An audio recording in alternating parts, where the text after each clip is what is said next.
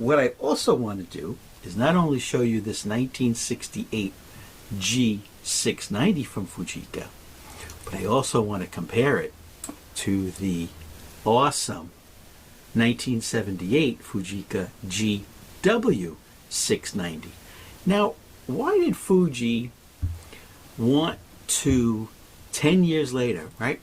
First they made this one, the G690 in 1968, which sold for the equivalent of today, $4,646 in 1968.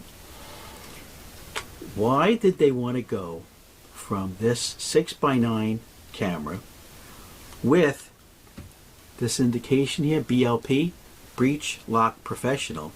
It's because they thought back in 68, Fuji felt that they would be able to sell